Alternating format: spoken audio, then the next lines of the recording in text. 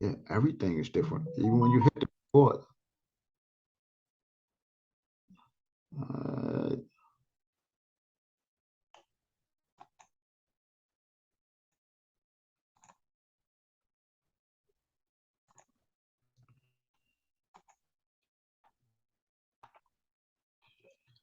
all right.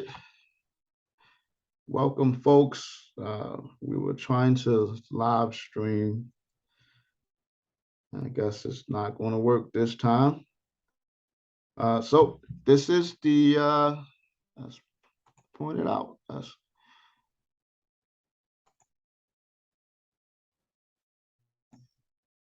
Welcome to your DMV home buyers pre-purchase workshop.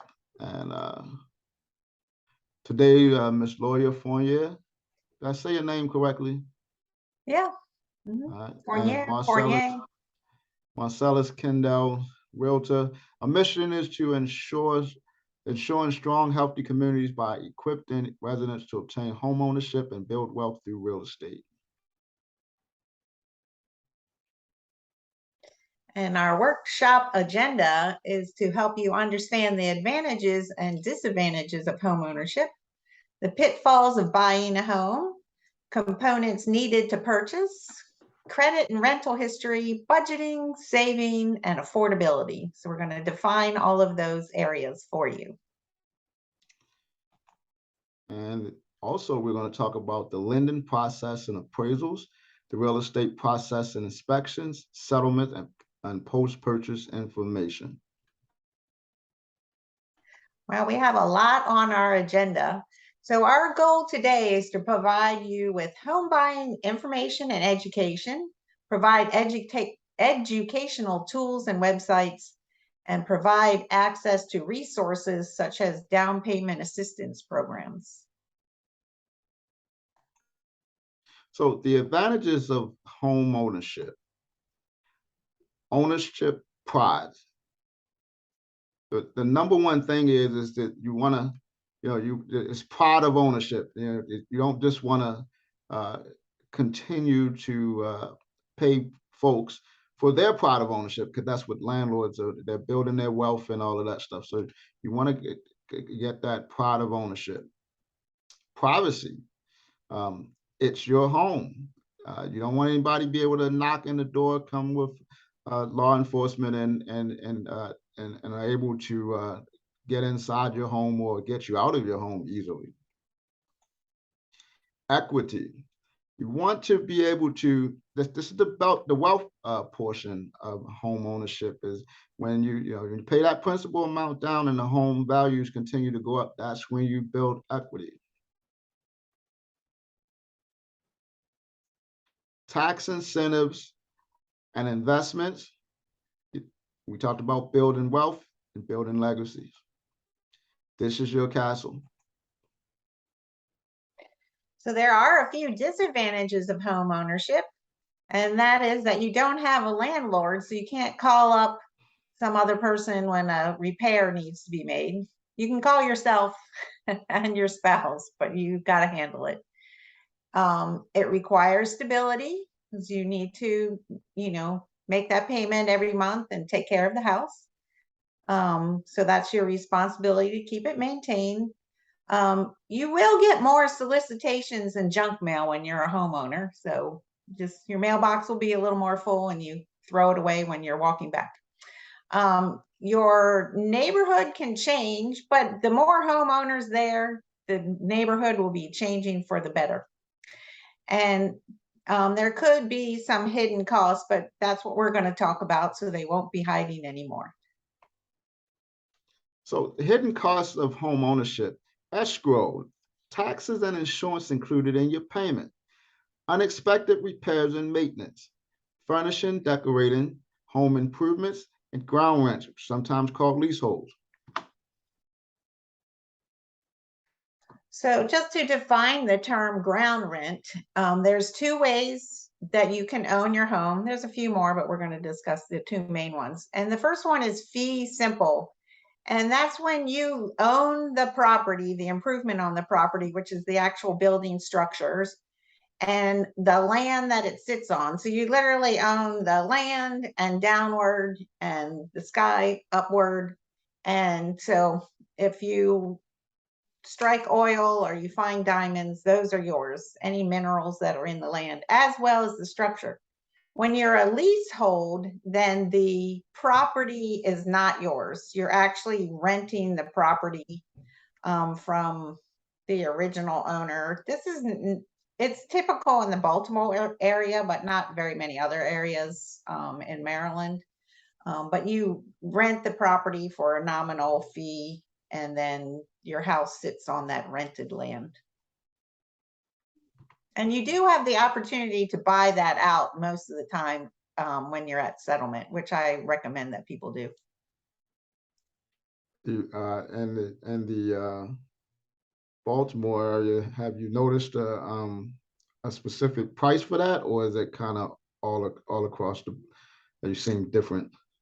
It's been very low. It's been a while, but my last customer, if I remember, it was somewhere around the $2,000. That's what I was going to say. Most of whom I've seen that had to pay to buy that ground has been about $2,000.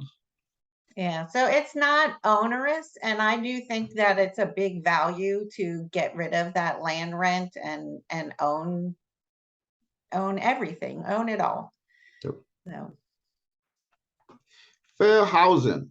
Maryland law prohibits housing discrimination based on your race, color, national origin, religion, sex, family status, sexual orientation, or disability. And this doesn't just apply to the actual, like the real estate side, but it also applies same for the lending side. We do not base our lending decisions on any of those criteria that MARCELLUS just spoke about. So it's very important. So home buying mistakes. It's a mistake not looking for first-time home buyer programs. But when you're working with MARCELLUS and I, we will definitely be sharing those options with you. It's a mistake not to get your loan pre-approved. You definitely want to speak with the lender, hopefully with me, and get your loan approved so that when you're out house shopping, you can do it with confidence and you know that your loan's going to be good to go, and you just have to take a few more steps to get to settlement. You definitely want to be fixing your credit and following instructions as far as if you have to get new credit or other steps. And credit's a whole nother category that we'll talk about in another show, but you definitely want to pay attention to the things that need to be done for credit. Not saving money for the purchase. You definitely are going to have funds for the home loan purchase. Not buying within your budget. That is something that we're going to be talking about a little bit later in the program tonight. And not having enough cash on hand after settlement, because you definitely need funds after settlement takes place, because you're going to need some new things and to get into your home. Some more home buying mistakes, not completing a budget. You really need to know what, now you're going to have a payment that's just like your rent payment is always there. You need to know exactly, what you pay out every month, so that you can stay financially stable, no surprises. Not having the correct paperwork, pay stubs, bank statements, income taxes. You have to have the things that Laura, especially the lenders, ask you for. Not getting a home inspection. If you don't get a home inspection, we have you sign waivers, because we don't want to be, when you choose that house. First of all, when you come through me, I show you what the options are. You actually choose the home. And one thing that you want to do is have that home inspection so you know exactly what's going on in that home before you go in and into any surprises. Choosing the wrong real estate agent or lender. You have to choose folks that are there for you to advise you correctly and support you through the process. Not asking enough questions. Ask as many questions, but I won't tell you my line is open till 11, 12 o'clock, but a lot of times it is. Not attending. And also ask the question over and over until you get you understand the answer. Don't be shy about that, because it's so important that you know what we're talking about when we say things. Write it down and clarify that the question and the answer. Not attending a pre-purchase home buyer workshop, not always happen, but we're going to have these once a month. So come through, and this will teach you exactly what you need to know, unless you're actually getting a specific type of grant, and then that's a program, that's a different type of home buyers workshop. And if anybody have any questions, it's supposed to be a thinking face here. I don't know what happened with the I got scared of all the information. So there's 4 C's of home ownership, and those are credit, which includes your rental history and the items that come up on your credit report. Your compensation, which is the income you make from your job. We also look at whether you've had job stability or if there's a lot of irregularities in your employment history. So we do look at that very closely. The third C is capital, which is the funds that you have available to complete the transaction. And the last item is the collateral, which is the home. Is that property worth what you're paying for it? And also, is that property affordable for the buyer?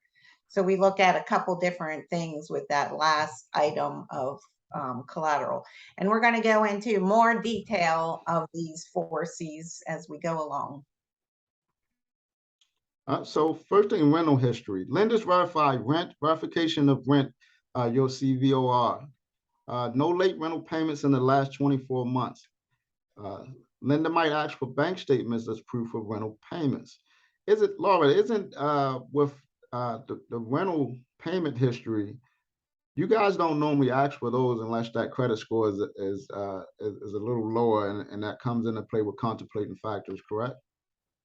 Yes, it's not a requirement for most loan products. There are a few that require the rental history, but for most, and if somebody's credit score is, higher, in the above 620, 640, and the loan runs through automated underwriting, we don't generally have to do a rental history. But sometimes if it's lower or there's not enough trade lines, meaning they don't have enough open accounts, or they haven't been open for long enough, then we go into getting that rental history and use it like one of the trade lines. So we use it to be helpful to the buyer, we don't use it to try to go, I gotcha, now you're not going to qualify, but we're using it as a tool to help them become homeowners. And if I'm thinking, if the landlord does not cooperate, if they are using the rents, then on case by case basis, there's a workaround on that. And if you haven't moved out on your own, did you want to say something? Well, a lot of times, if people don't pay by check, if they have whatever their money order stubs, or now a lot of customers are using, things like Venmo and Zelle and Cash App to pay the landlord. And if we can, track that history of payments, we would use that. What about verification, no verification with rent if living with family members or friends, being that they don't really have a landlord? Like most of the time, we're not doing the rental histories. Hopefully they would have enough credit that they did not need that verification, but I would say the vast majority of loans go through without a verification of rent. Gotcha. But if they don't have a lot of trade lines, or they don't have a long credit history, and they are living with family and they do pay rent, they should probably start paying by check, like literally an old-fashioned check, so that we see it coming out of their bank statement. Or if they can track it through electronic transfers, we can do it that way as well. Yeah, or that new rent, I think it's rent.com or something like that, where you can send your rent payments online. So yeah, as long as it's something that we can definitely track, and it's obvious that it's going to the landlord and it's consistent, the same month, the same amount, then that should be fine. Gotcha. So on the credit report, this is really your financial resume. This is your history of all the accounts that you've had with the different creditors, gives when the account is opened, how long you've had it, how you've paid, whether you've paid on time. They also track now if you pay more than the minimum payment, and that can actually help you with your credit score by paying more than that minimum payment. So they're looking at all sorts of elements, and it's all reported on that credit report. So it's very important to make sure that you're doing all the right things to help your credit and get your credit score higher and higher. And credit score is definitely the most important factor in securing your home loan.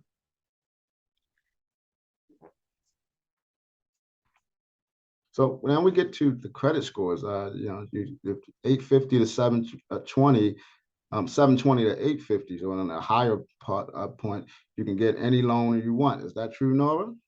I mean, Laura? Yeah, all loan options are available when your scores are in the 700s. Absolutely. So 620 to 719, you can get all loan, but we'll need more money for down payment and longer job history, more compensation, and more assets. I would say that's not always. If you're in the jumbo market, yes. If you're FHA loans, with a lot of lenders, you can go down to that 620, even we go to 580 on a regular FHA loan with the same 3.5% down. There is some adjustment in pricing on the loan. But there's some options that are not available at the lower credit scores. And if you're below the 620 and the 580 to 620 bucket, some lenders can't do those loans. They just don't work in that gap. If you're below 580, you're definitely going to be putting much larger down payments down, or you're going to have to, have a credit repair, which is better so that you're really more ready to be a homeowner. And normally that's what, about 10% FHA? Yeah, 10% FHA loan, but Fannie Mae, Freddie Mac, which are conventional loans, do not go below the 620 threshold. Gotcha. So, but FHA will, and some lenders on a VA loan will, but they want, down payments at that point. Yep. And this is, the annualcreditreport.com is the best place to go to get your free annual credit report. Credit Karma, but I think annualcreditreport.com is the one that is basically sponsored through the government.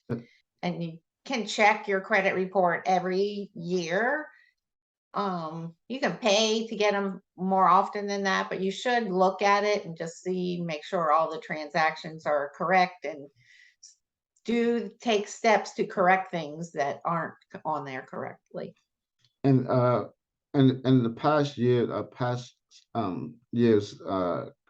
when folks come to you and they speak about Credit Karma, have you noticed that it's been incorrect, it's not accurate, or at least off by like 20% on the points? Or the score, the actual credit score that clients get through consumer online credit reports, or through their Discover card, or through their bank account, those consumer credit scores are not the same as the ones that we pull as a mortgage lender.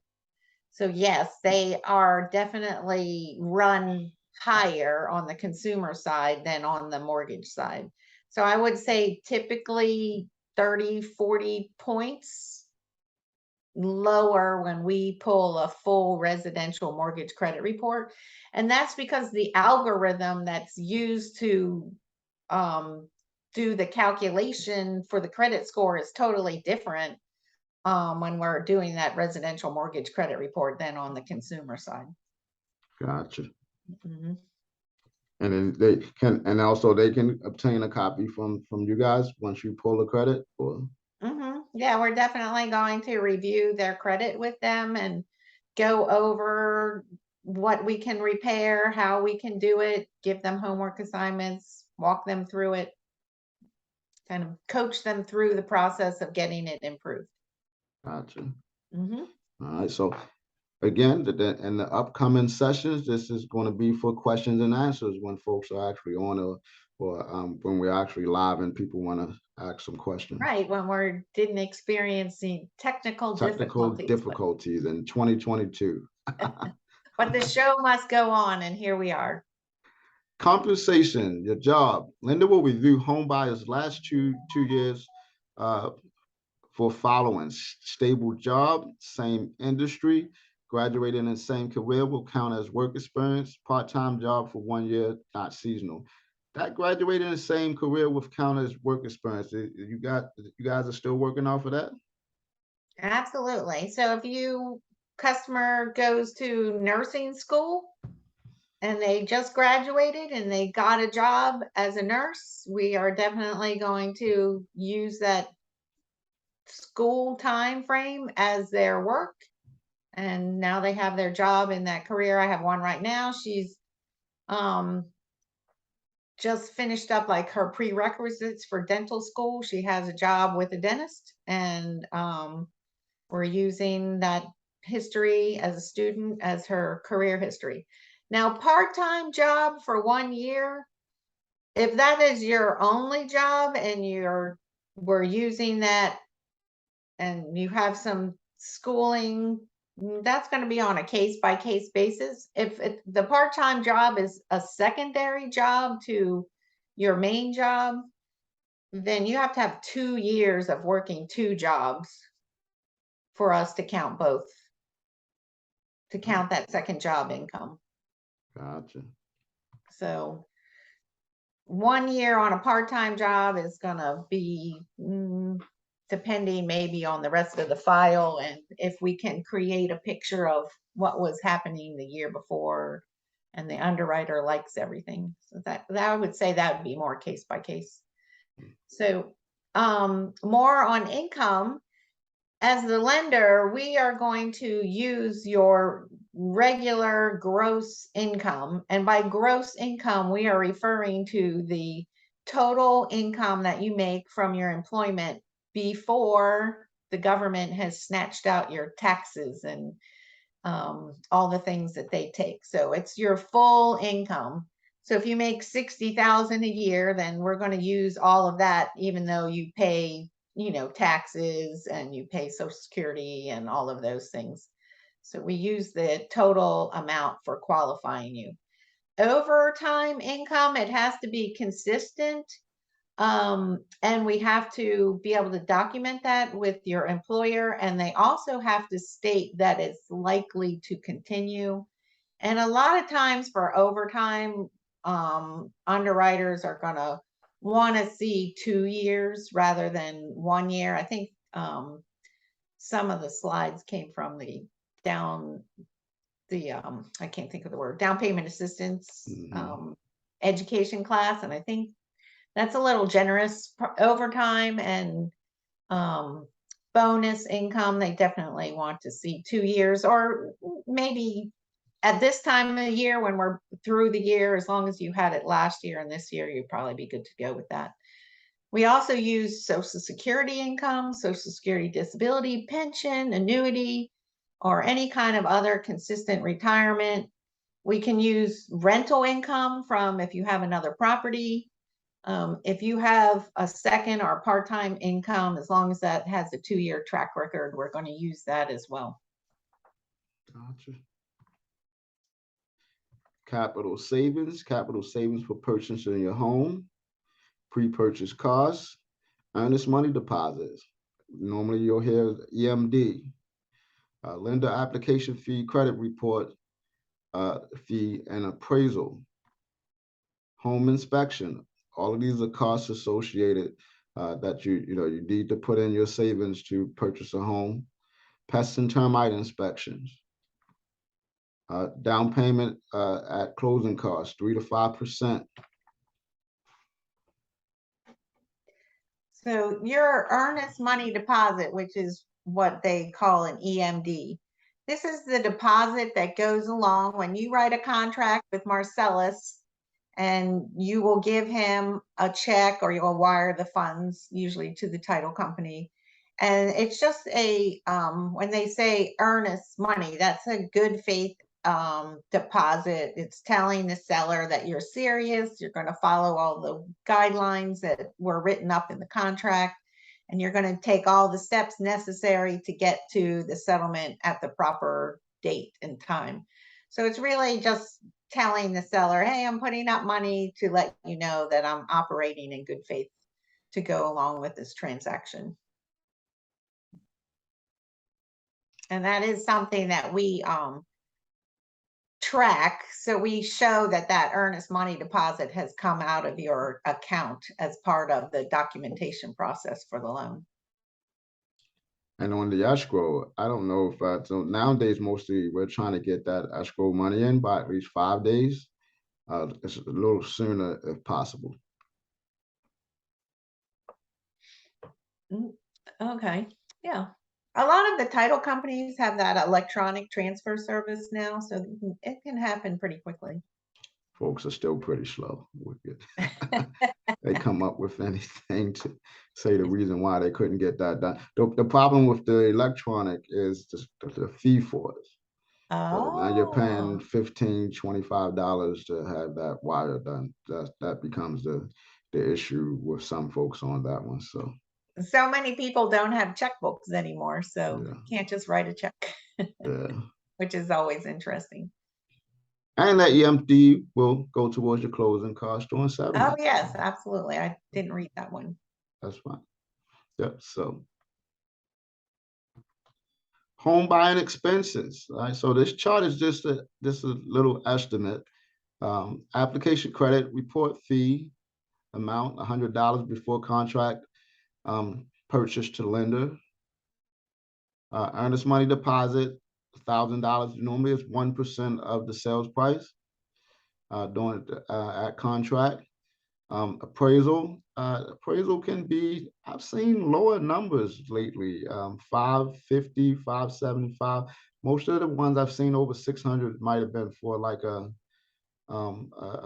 what is it, a on-demand type of fast Yeah, if you need a deal. rush, Yeah. or also if you're buying investment property, it's definitely going to be more because they have more reports to do.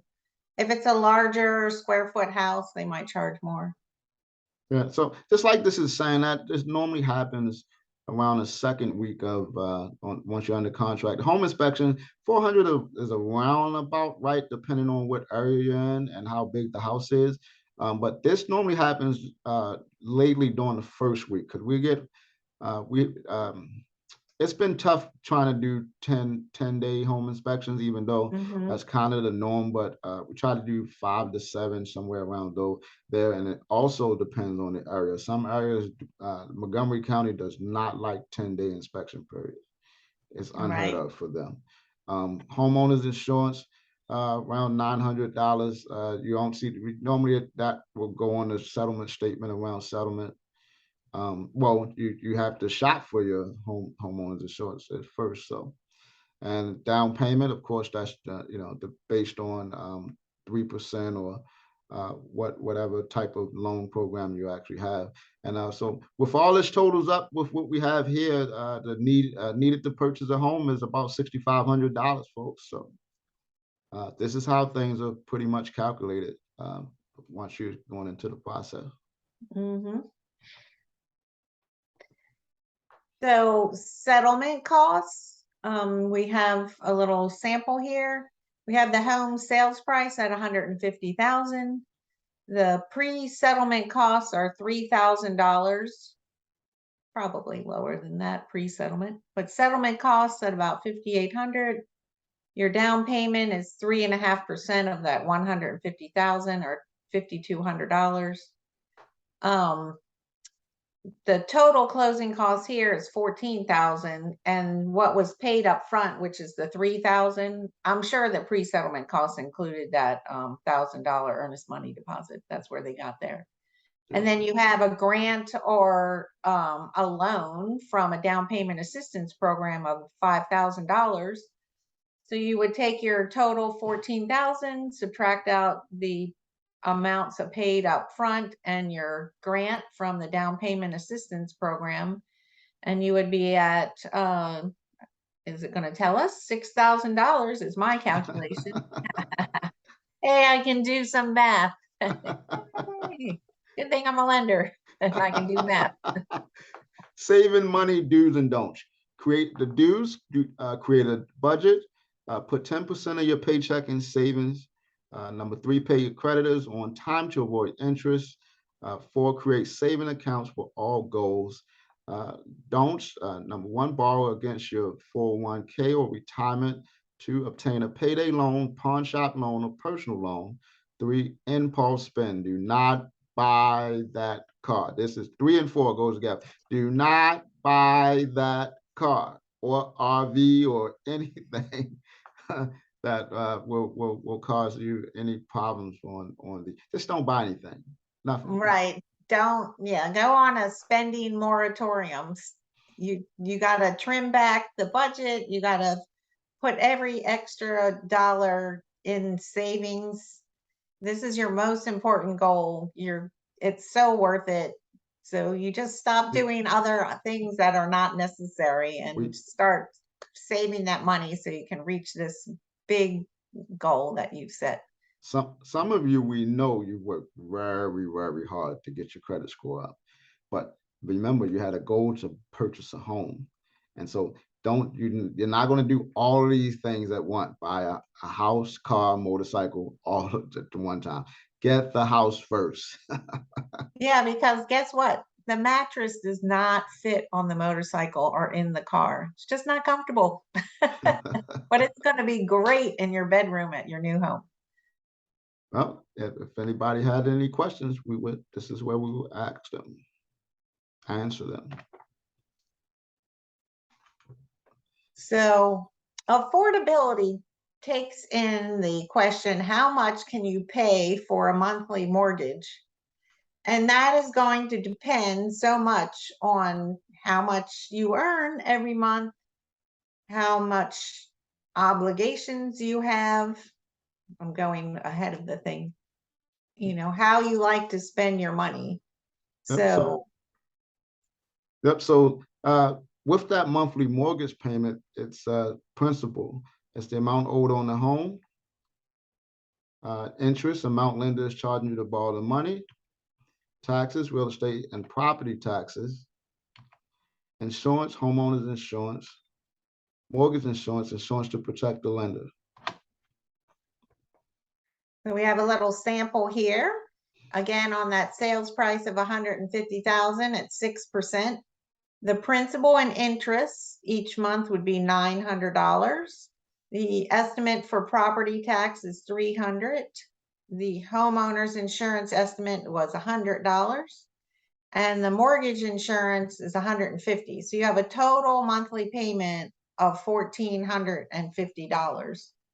So we would look at whether that was a comfortable payment given your income, given how you like to spend your money, given what debt obligations you also have during the month. Mortgage ratio, also called DTI, debt to income, DTI ratio. How much house you can afford using your gross before taxes income. Housing expenses divided by gross income equals move us up some. Must be less than 30%. Is that still accurate?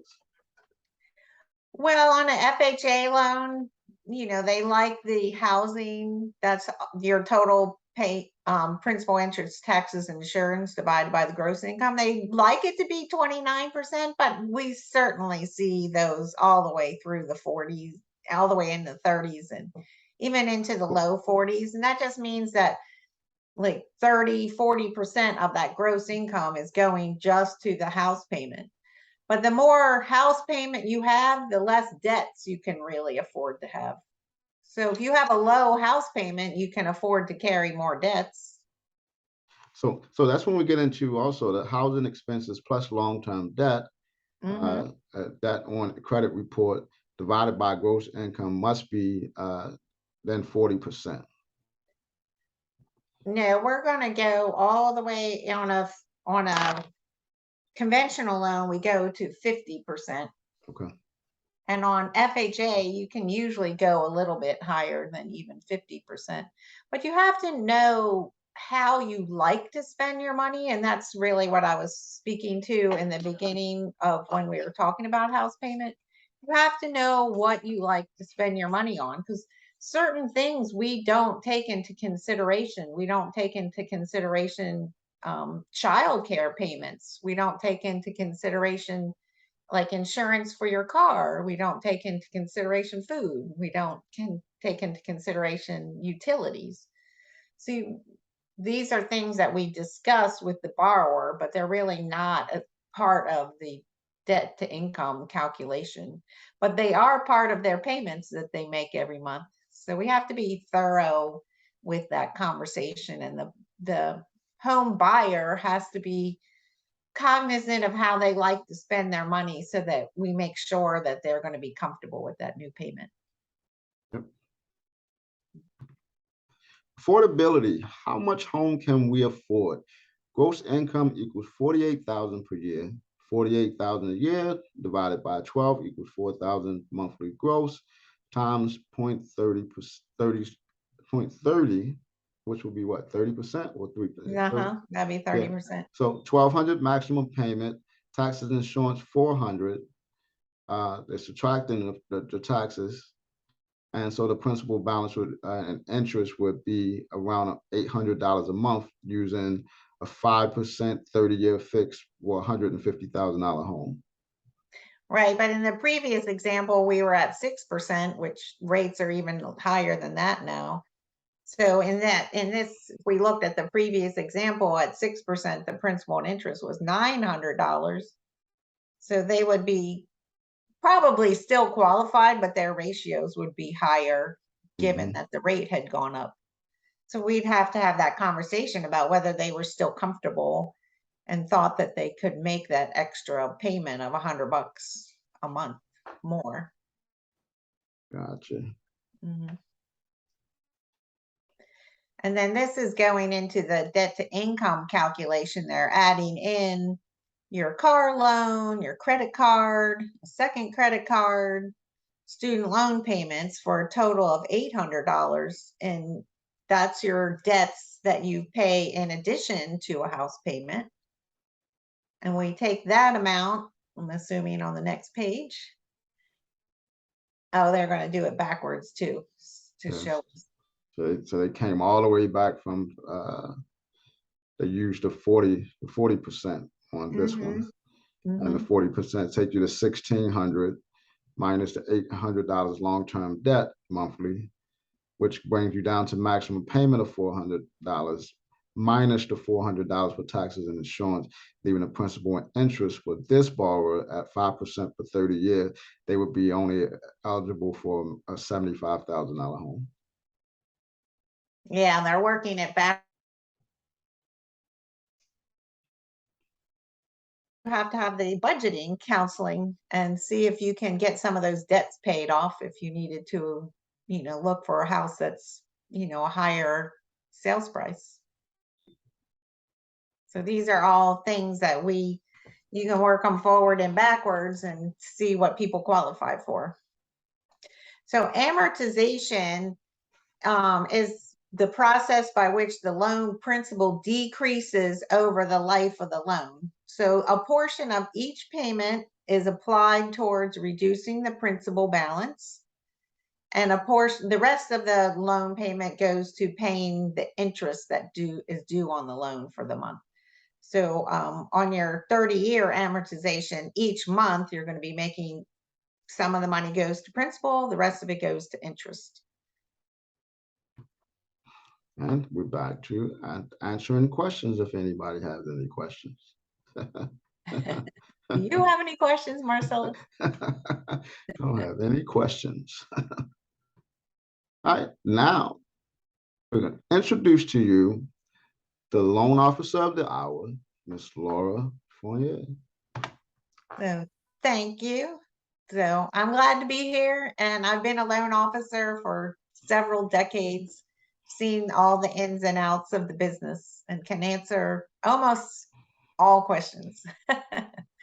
Still, you can never know everything.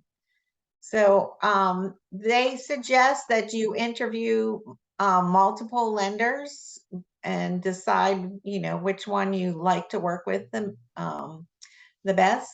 You can start with your bank or your credit union.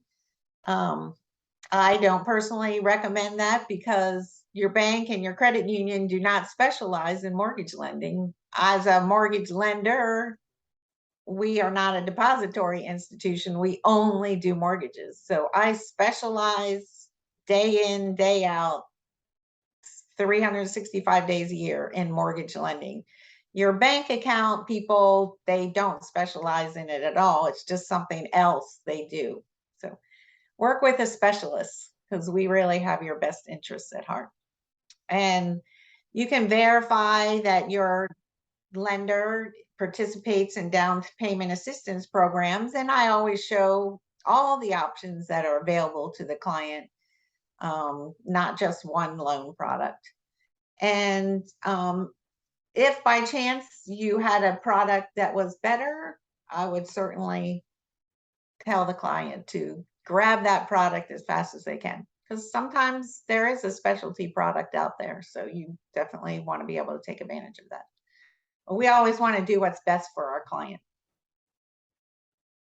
Do you want me? I know about the difference between a mortgage lender is that like I work for a mortgage lender. We are using our own money and we do everything from originate the loan. That's the beginning of the process.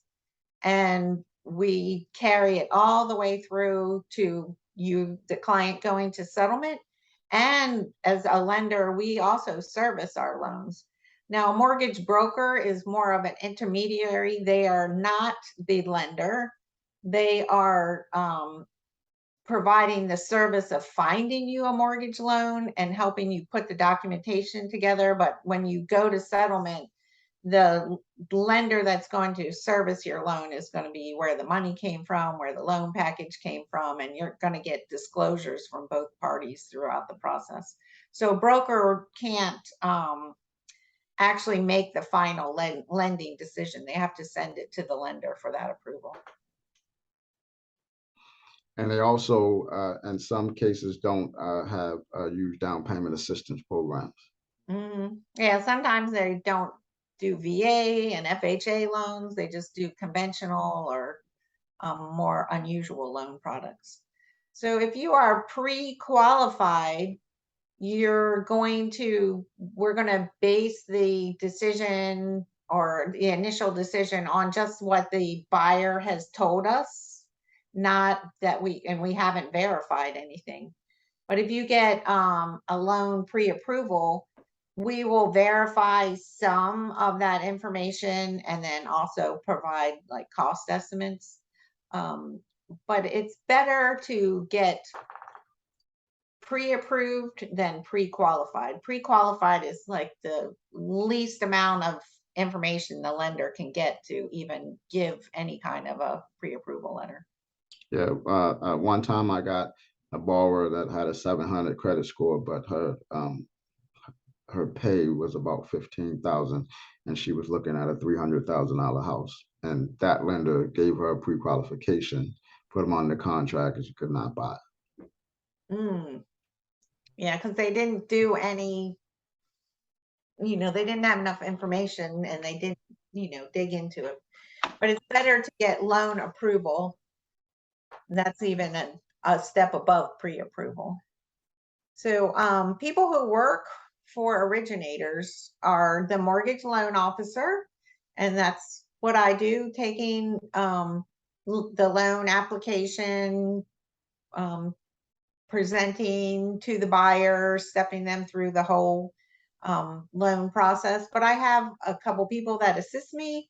My loan processor actually is in the back office, and she's putting things in the system and making sure it's where the underwriter can see it. And the underwriter is literally the human being that makes the decision of loan approval, makes sure the loan meets all the guidelines, and they sign at the bottom. They're very important, but it's really mostly important to have the best loan officer so that we get your package put together properly, offer you all your different options and make sure you understand everything and that we're available and communicating to you throughout the process.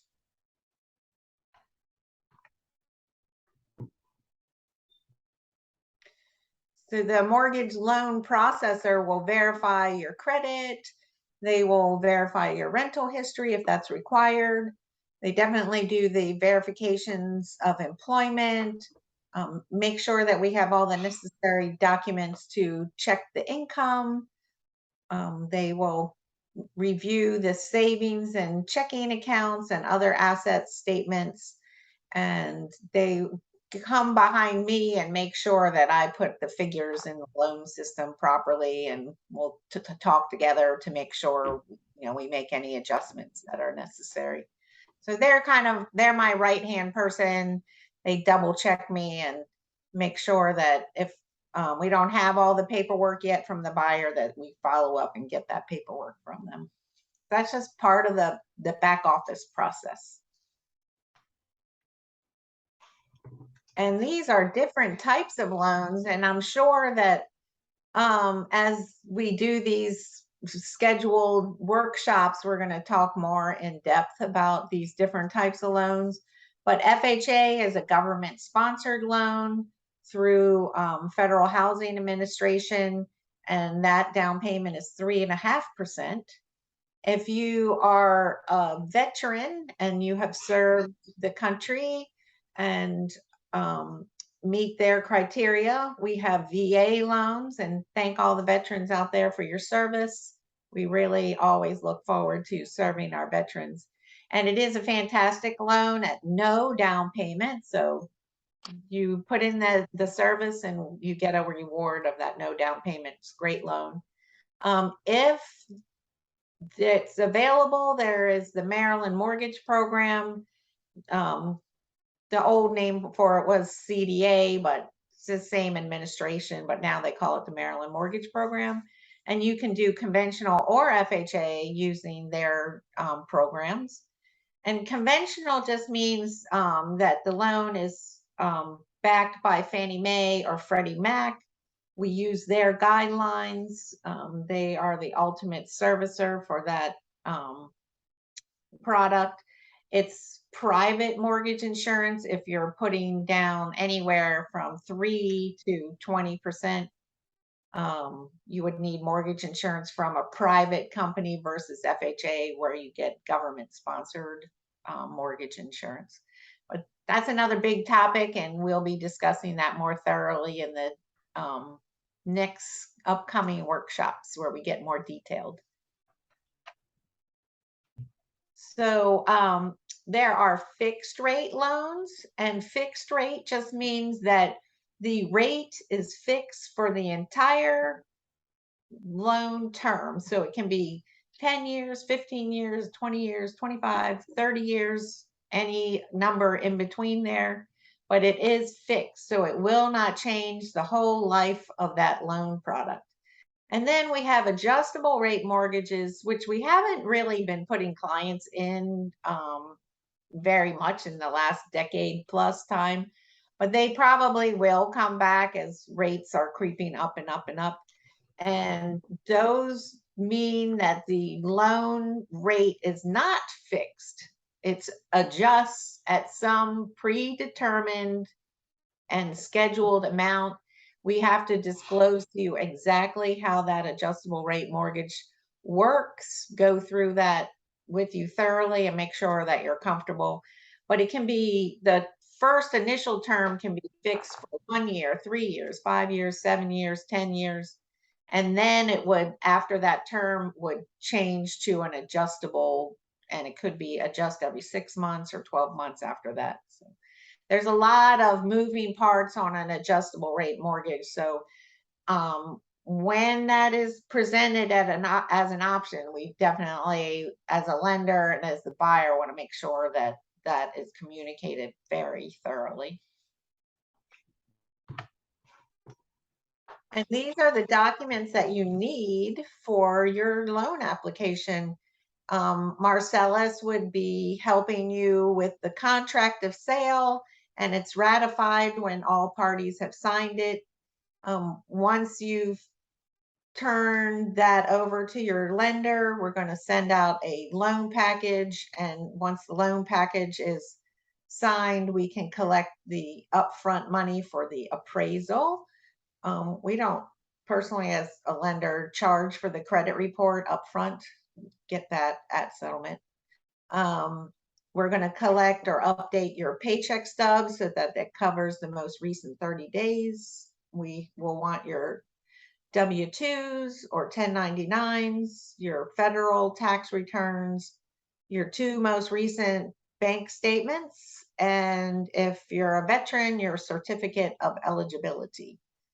So that's just kind of the starter of what we want as far as beginning paperwork. So you also need your name, address, telephone number, employer's information. Maybe we'll collect your landlord address and telephone number if we're going to verify your rent. We're going to get your bank statements. If you own other real estate, we have to get documentation to show the costs for those properties. And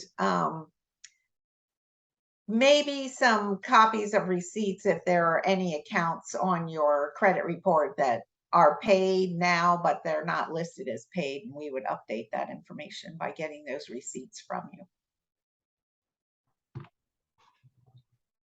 So a mortgage can be rejected or declined based on insufficient documentation. If the borrower's data did not fit within the program guidelines, if the credit was unacceptable, if there was unacceptable rent history, but I've said a couple times, we don't always get rent history, so I wouldn't worry about that as much, but pay your rent on time because that could be useful. If the ratios that we showed for the housing and the debt are too high, but hopefully we did a good job up front so we wouldn't have any of that happening.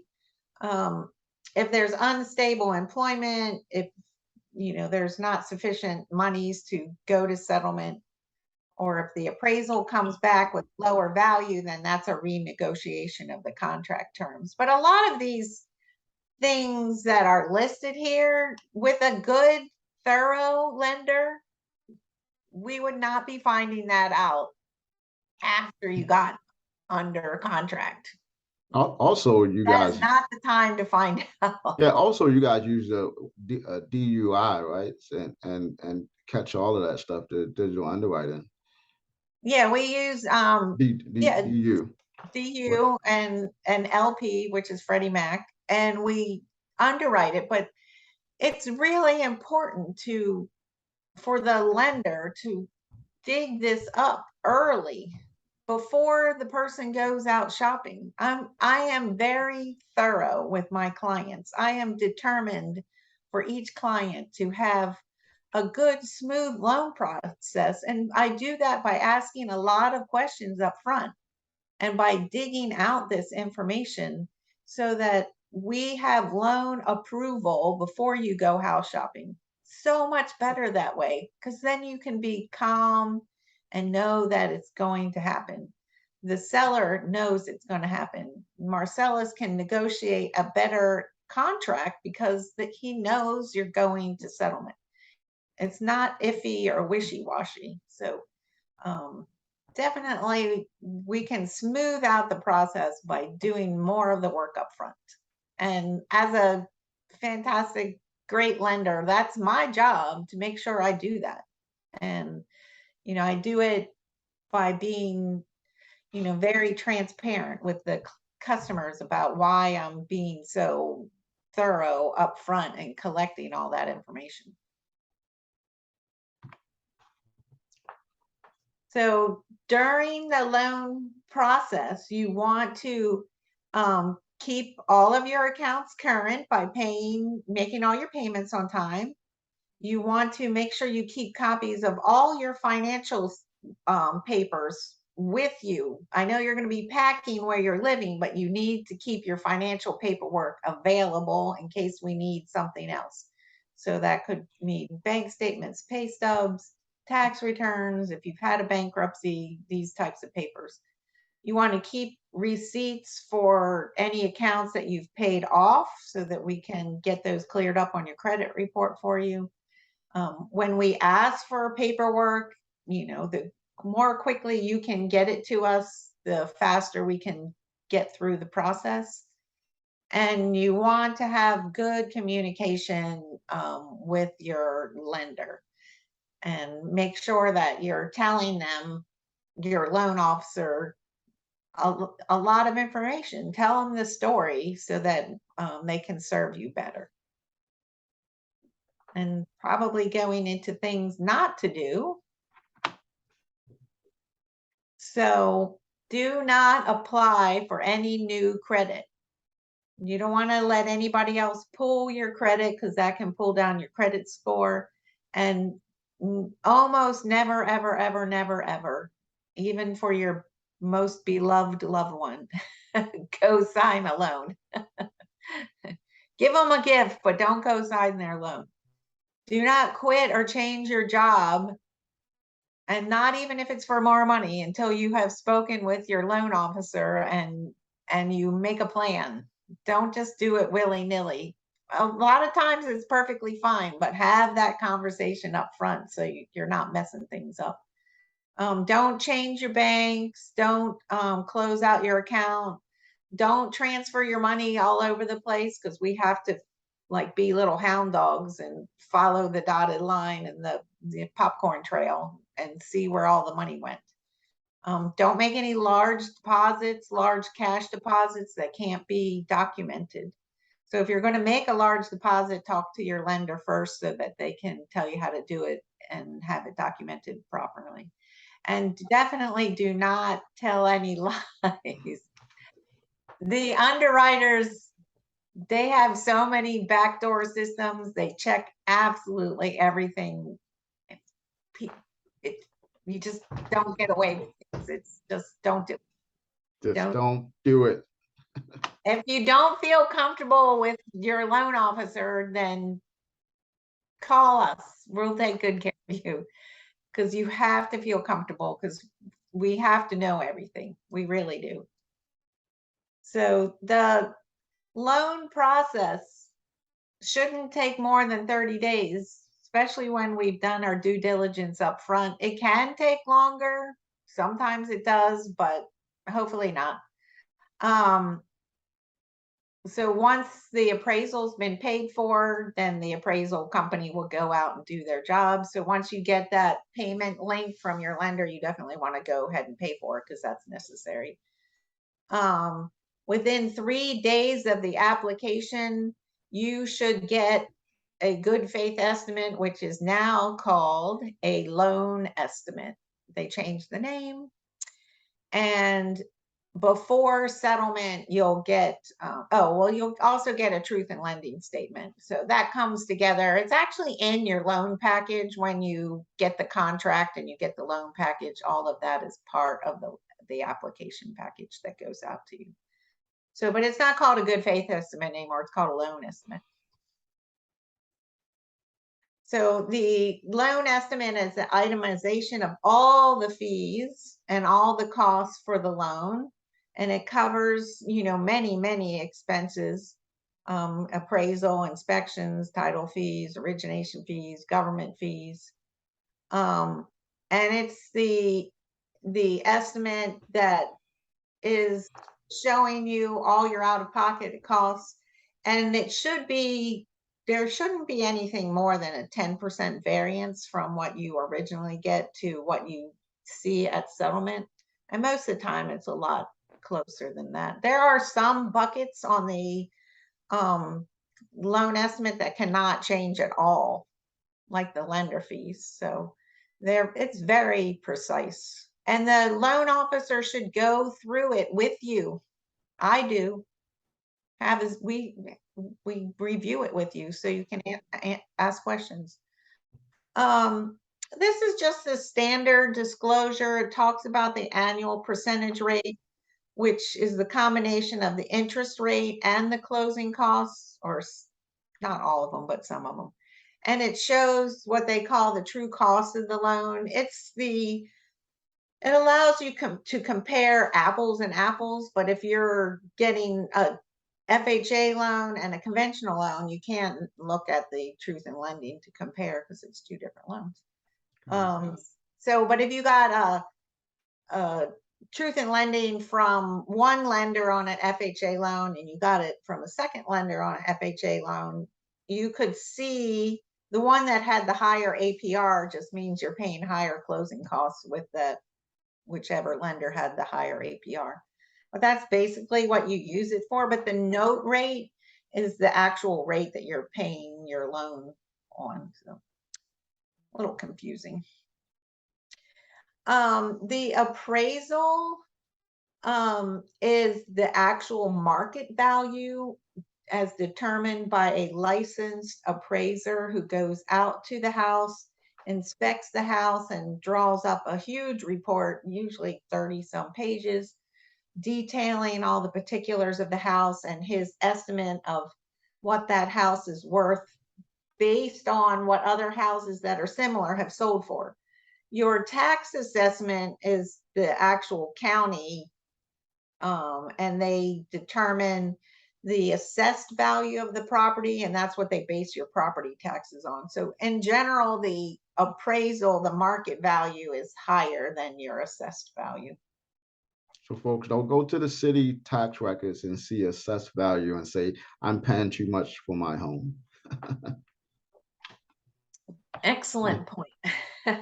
And we would then have any questions for Miss Laura, the wonderful loan officer. Everybody's quiet tonight. Nobody has questions.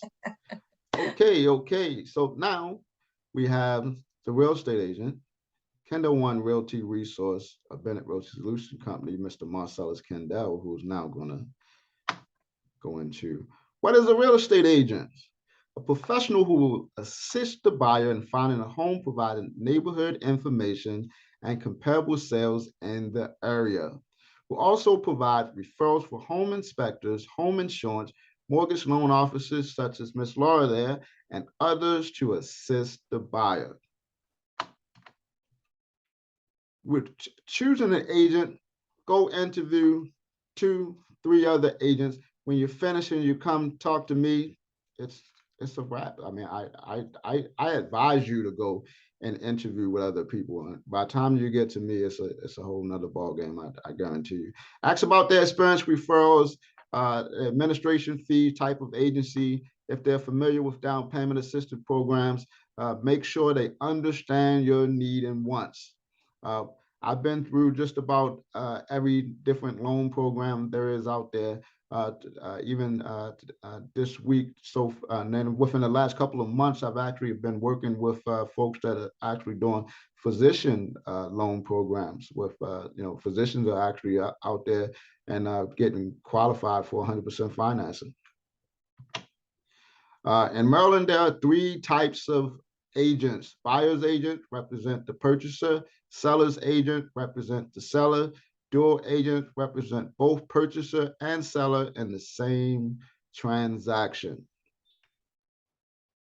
Oh, let's go back to this real quick. So sometimes so a lot of times, most cases, if you are a lead that came to an agent off of Zillow.com and that agent met you at the house, you would actually, in today's term, you're a presumed buyer's agent, not a buyer's agent.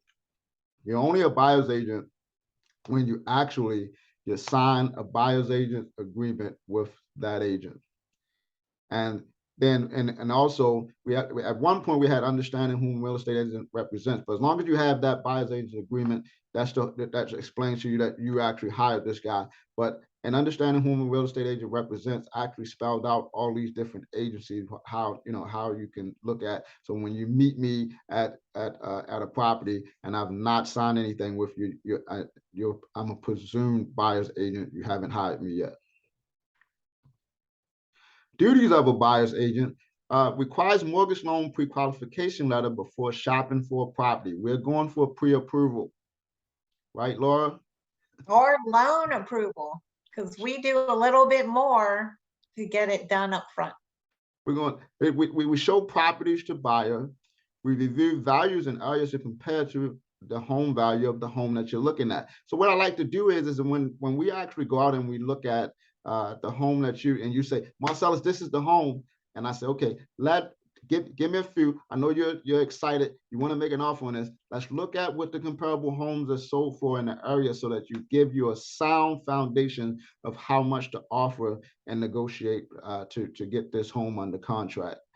We explain and assist the buyers with, this is exactly what I was saying, with the actual negotiations. So, well, we get into looking at the comparables. We see what you need. Laura may say, well, this borrower needs help with closing costs. It may be 3%. We look at everything. We look at the numbers. We look at, is this home listed for maybe 10,000 under what the comparable homes are selling for? And in some cases, if you need the 3%, we might throw the 3% on the back end of that so that the seller can give that back to you in a negotiation.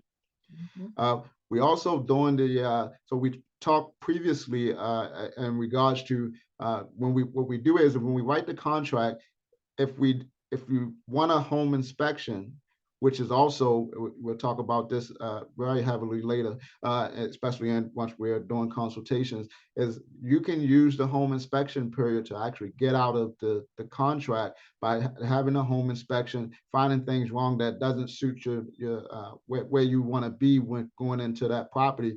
And we arranged those things with a home inspector and all to come out, and then we go through the report. We talk about what points you want to, and maybe go back to the seller in regards, so that this is when it's really time. So in the beginning, you make an offer. There's things that you may want to have fixed.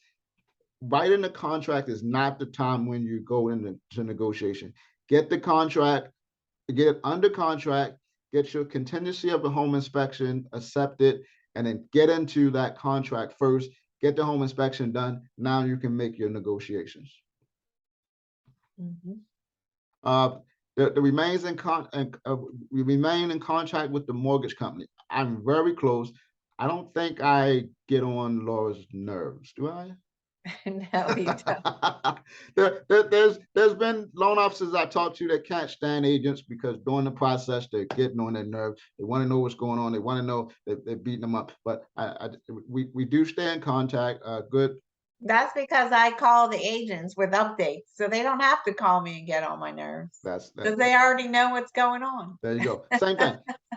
So same thing for me. I call the clients and I let them know any updates that I have. Whether it's as soon as I get it, or I put a specific day on my schedule to reach out to my clients and let them know, give them updates, so that I'm not overwhelmed, and so that when I'm working with you, we're out looking at homes and this, that, and third. My other clients don't have to call me and ask me questions because they know Thursdays the day Marcellus calls and updates all his clients on whatever's going on. Again, we're back to refer buyer to inspection, pest inspection, and title company. Title company, all these folks you can choose on your own, but we have referrals with good folks that we kind of work with. So I'll normally throw out 2 or 3 to you of the top ones, and then you can pick from there which one you're actually willing to work with. We'll assist you with down payment assistance program. One of the things that I pride myself with being one of the elite realtors on is knowing exactly, once I hear your situation, and also before it maybe even go to Laura, she might want to beat me up. But if I hear the information already, I can actually go to Laura and say, this client needs Maryland Mortgage Program, 4% flex program or whatever because of what we already. But then, you know, even if she comes, well, you haven't looked at all the documents. I know, but I heard everything she said. I guarantee you, once you pull everything, that probably will be right. I probably got about a 98% success rate on that. And it's good. You know what's going on. So I'm again, I'm familiar with financing options. I know what options are out there. Again, you know, some Laura has pretty much everything so far. I think the only thing that I think we might have ran into some things on is the is what, maybe 203K. No, we do You can do a 203K, 203K, but you can't. It was just a physician loan. I think it was the just only a thing. physician loan. We Yeah. don't, they're looking into it, but we have not secured one at this time. Gotcha, gotcha. And that buyer's agent it has to be easy to contact, patient, and understanding. Now, I'm not going to go in. I know there's part-time agents and all that stuff out there. But all I'm going to say to you is you want the person that communicates. Okay? You want the person that communicates. Needs versus wants. Oh my goodness. I made a video on this during the pandemic because everybody wanted to buy a house, right? So it's like, so you realize what's going on out there. I want you to go back and I want you either get into the market because you need to buy a house, not so much once, but when you get out there, I want you to try to get what you need, not what you want, because everybody wants the pool, everybody wants the owner's suite that is huge, right? But Laura says it best: just get into a house. Gotta get started. You can't get to your dream house if you don't get your first house. Look, you're Get gonna have in. to go and patent that if there's not already patent under out there. But discuss with your family what is important in a new home. Make a written list of needs for your home, including zip codes or area, number of bedroom, bathrooms, and special needs. Um, you One thing that I kind of don't really care for a lot of times when clients come to me and say, I just want 3 bedrooms, 2 baths. Okay, where? You can be three bedrooms, 2 baths in Mars. I mean, I'm not licensed there yet, but most people One don't. day we might be selling real estate in Mars, on Mars, not in. So real estate buyer's agent will print out or email a list of houses in the area to fit your needs. Mostly today, print out. Most of when you come to me, you can give me your email address. I put you into my system, and if you tell me the zip codes and all your amenities and all that you need, put that together, and there's an automatic feed that will come to you based on exactly what homes come to the market. It will send them over to you. Make sure to review home prices less than pre-approval price. Now, you may not like that, but I mean, it's just because you're pre-approved for something doesn't mean you have to use the whole amount, right? And so again, as Laura spoke previously, you want to make sure that your mortgage payment and all is comfortable. You want your finances to be comfortable so that life will be comfortable, right? So you don't want to be stressed out trying to figure out how you're going to pay your bills. Absolutely. Searching for a house, reviewing homes. Shop for houses in daylight, but visit again during the night. Very, very, and for my DC folks, for my Baltimore City folks, I mean, and it's surrounding everywhere, really. But you know, there's areas where people know that they would like to live, but they really need to know what's going on in that neighborhood, in that community. Preview house, including all appliances, but not. Let's see. So I got this in the way. Oh, all appliances, but not belongings and items that will go with owner.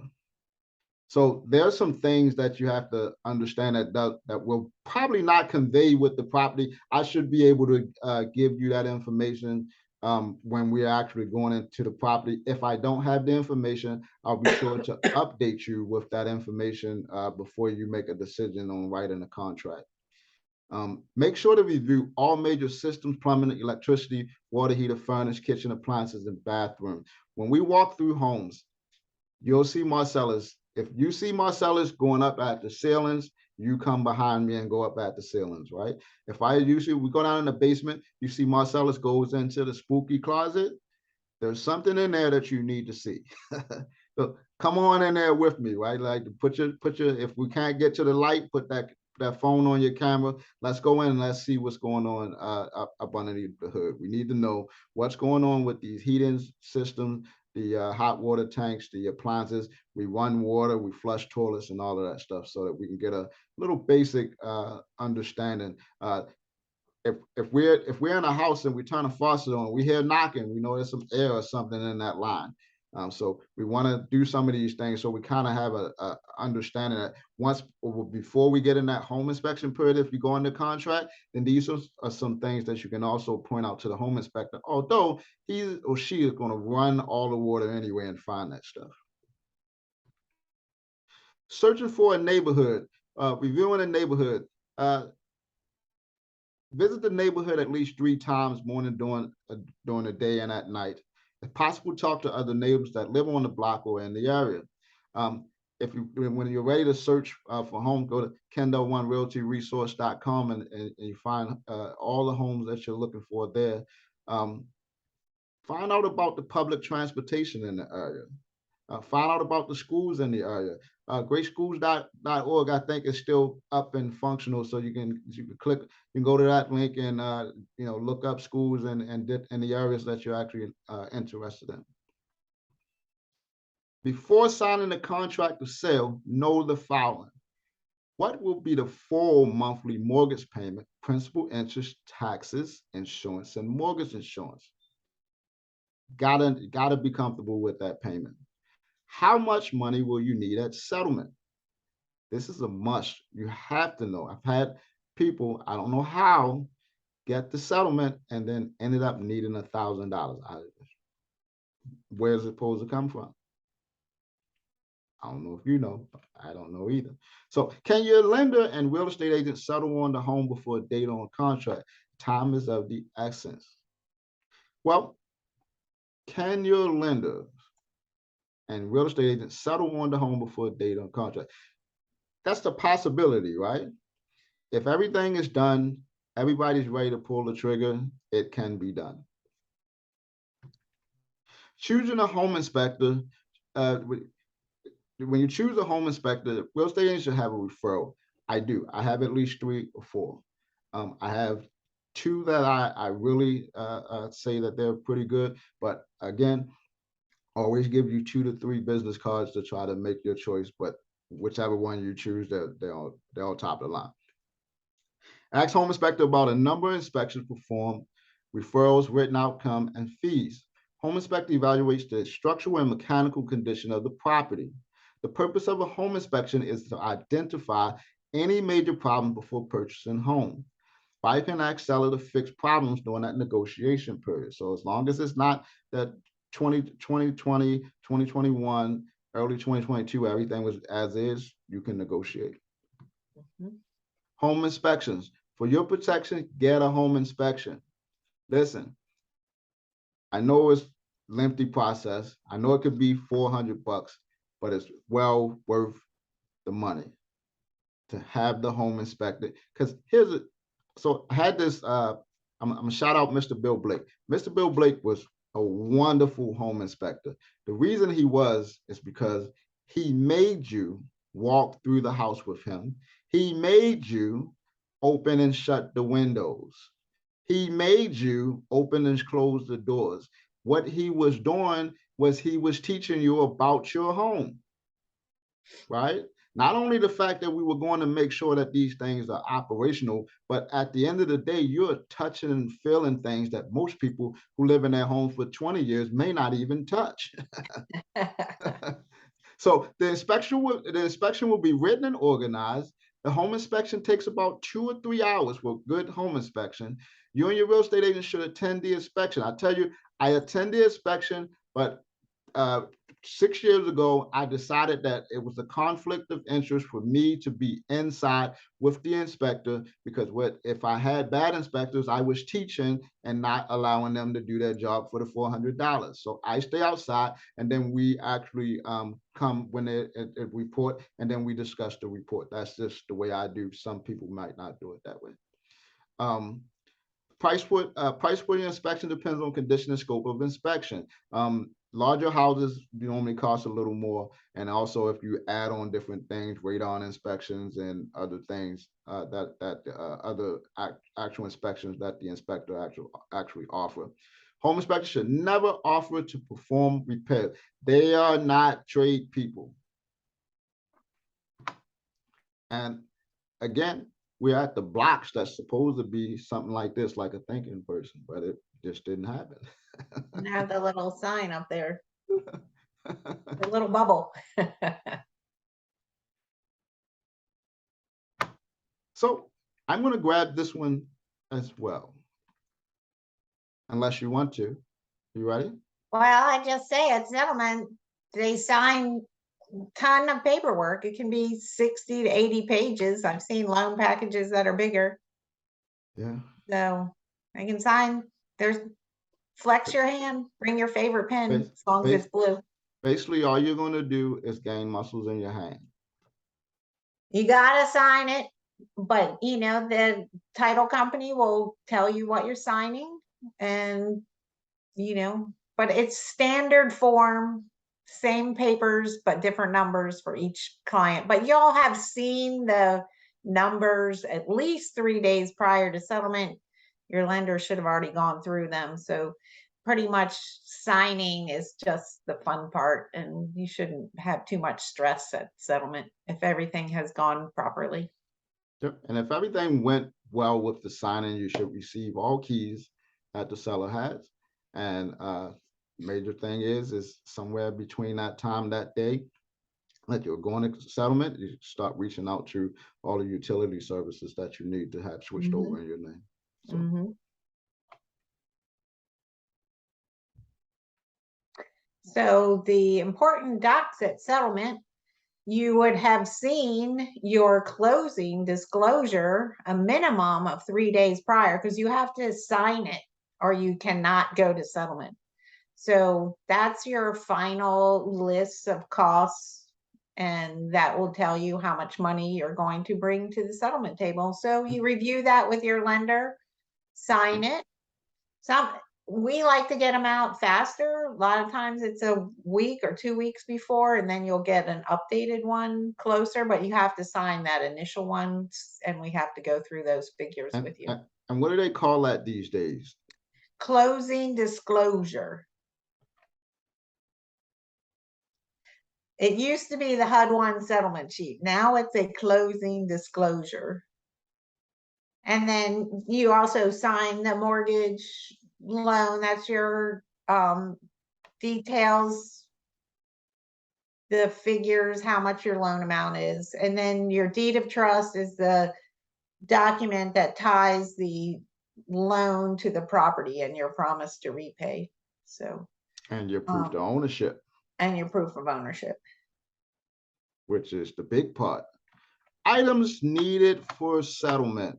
Today, you can do certified check, but you can wire the funds today. So you can go to your bank, or you can do it from home, and you can wire the funds to the title company. What you would do is reach out to me or the title company, and they will provide you with their wire instructions.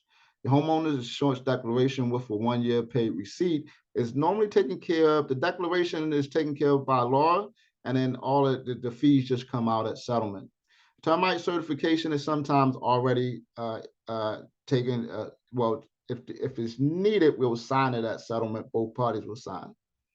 Yeah, but the report and all that's done during the process. So most of this stuff, the buyer, other than transferring the funds, most of this stuff is, you know, we take care of. And please don't come without your ID. You won't get anywhere without your ID. Yeah. And all other items requested by lender will be at settlement to have signed and uploaded by the settlement officer to get everything finalized. All right, so post-purchase. What do we have? I think we, Oh, man, they brought up problems at settlement. Oh, that's horrible. will there really be problems? Well, we should know about them before you're sitting at the settlement table. It has happened, but you know, I think that would be, I heard of this the other day. The seller didn't fix what they were supposed to fix. Mm-hmm. And then they promised they were going to fix it, and then they didn't fix it. And then they were sitting at settlement arguing about the repairs. Mm-hmm. So that was a sad, they did, I heard, get it taken care of. But that was a little bit of a story that could have, it caused a couple hour postponement in settlement. But the buyer could have walked away from the settlement because the repairs weren't done. But hopefully you would know these things before you actually went to Yeah, the settlement good, table. good real estate agents working the case on both sides would already have that taken care of. Whether it would be to, if it was possible to do an escrow for the difference, or just settling something outside of the settlement table. There's multiple ways to handle that that situation.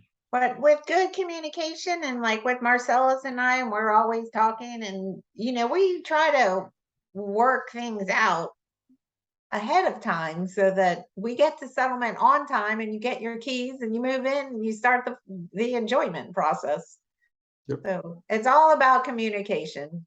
Yep. The more communication and the more clarity in the communication, the better the process. I will tell you, there can be some rough roads, but with the proper communication, everybody knows exactly what's going on. You settle on a property, after it's over, there's no surprises. You know exactly what you went through during the transaction because everybody was talking. And we're back to questions again. Okay, home maintenance. Open a savings account. I'm going to go against this. I mean, you need 6 months reserves in your account anyway, right? Just in case something happens. So you might want to add another 6 months or add another 1,000 times 6 to that account. Would you agree with that, Laura? I think that you definitely need money to take care of the house. I think this is what I teach my clients. There's 4 things. You have to clean the house. You got to maintenance the house. You have to repair the things that break, because even if you're maintaining things, they do eventually break. You have to repair them. And if they can't be repaired, you got to replace them. So there's 4 buckets that need to be taken to take care of your house properly and to always have its worth maximized. So you have to put in your budget to set aside money out of your income for your house to Which take care of. Which one you write back into proper record keeping. If you've done all those things, you keep a record of exactly what you have. And the best case scenario, if you need or when you're ready to sell, you can actually provide all that information as a truth and selling disclosure to your buyer, right? That hey, and we gave our buyer a notebook with all the appliance warranties and the repair people and our contractors, so that they had it all right there in a nice notebook, and they really appreciated it. good luck if you get buyers like that, though. I mean, sellers like that. A lot of people not keeping all of that stuff together.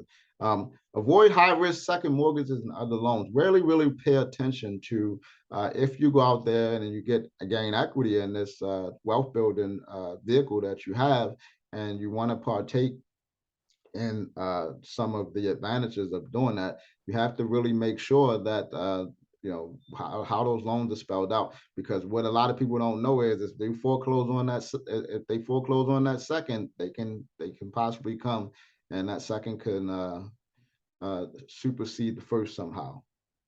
or cause some problems at least. Well, we want to be our client's lender for life. I want to be a trusted resource and an advocate for them. So, and I stay in touch with my clients, and we service most of our loan portfolio. So when they need something or they have a financial question, call me. Let's talk about it. And then I can refer you to good people that will take care of your best interests. And I can be involved by listening and reviewing the terms and seeing if that's a good idea. Yep. And last but not least, understand different insurance policies associated with home ownership. So we'll probably get into extensive talks about that stuff at another time as well. Mm-hmm.